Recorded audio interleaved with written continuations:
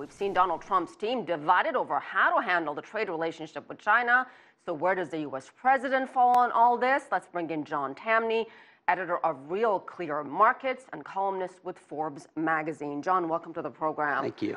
First, I'd like to begin with a series of tweets that the president posted this morning. We'll focus on one particular one because there's a number of them. And this one says, farmers have not been doing well for 15 years. Mexico, Canada, China, and others have treated them unfairly. By the time I finish trade talks, that will change. Big trade barriers against U.S. farmers and other businesses will finally be broken. Massive trade deficits no longer.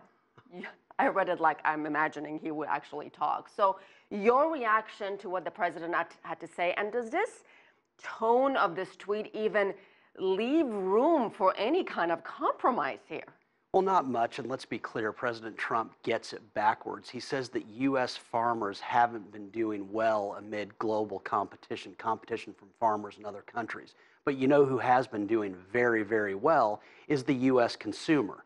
Farmers represent at best 1% of the U.S. economy in terms of number of employees, yet there are 330 million Americans who logically benefit from people around the world competing to serve their needs in terms of food. And so Trump is looking to placate the very few at the expense of most of the United States. Do you feel the president's top economic team is united on U.S. strategy? Is there even a U.S. strategy when it comes to the trade dispute with China? I hope they're not united, because if Donald Trump gets his way in terms of putting up barriers to China, he will raise taxes on every single American, and he will do great damage to the U.S. economy. It's not just that our openness to Chinese goods gives every single American a raise every single day they go to work. What it also means is that when we're engaged with the rest of the world, it means that every single American has much better odds of doing the kind of work that elevates his or her skills the most. Free trade is what allows us to specialize. To put up barriers to China is to basically harm every single American, because it moves us in a backwards position. The U.S. argues the tariffs on intellectual property is really about China stealing technology, pressuring foreign companies to hand over their high technology. Is that, in fact, and I know you have a position on this, is that a valid argument? I don't think it's a valid argument. Notice what the stock markets say. Donald Trump follows the stock market. They were never worried about alleged theft of intellectual property from China, but they've been very terrified of Trump putting up barriers to exchange with China. Let's be clear that for China to continue to grow economically, there would be no incentive to steal intellectual property in the first place, simply because great moments in business only happen once.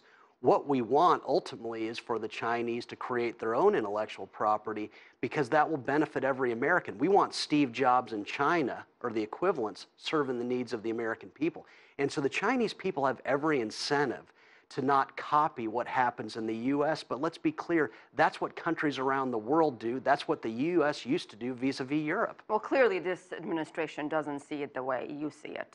No, they don't, and that's what's terrifying, simply because China's rise has been wonderful for the United States. Think about what it's meant for the American worker to have over 1 billion people working feverishly to meet their needs. The American people have gotten massive raises thanks to the rise of China. But let's stress again that when you're dividing up work with the rest of the world, it means that more and more people in your country get to do what most accentuates their unique skills. If China didn't exist, the U.S. would be a much poorer country. China was an enemy when it was a poor country, not as a rising country. This is what's going to elevate the U.S. So quickly, John, where is all this going to go? Will there be some kind of resolution, or are those tariffs going to go into effect and China is going to respond? Well, hopefully China doesn't respond. Hopefully it recognizes that the country that stays open to trade is the one that thrives the most economically. If the U.S. wants to damage itself, China shouldn't add insult to injury and damage its own self. But ideally what happens, Donald Trump does look at the stock market. The stock market does not like what he's doing vis-a-vis China. Hopefully that wakes him up and causes a compromise that has both sides at least walking away pleased. Stock market does not like uncertainty, and this dispute is certainly creating a lot of uncertainty. John Tamny, thank you so much.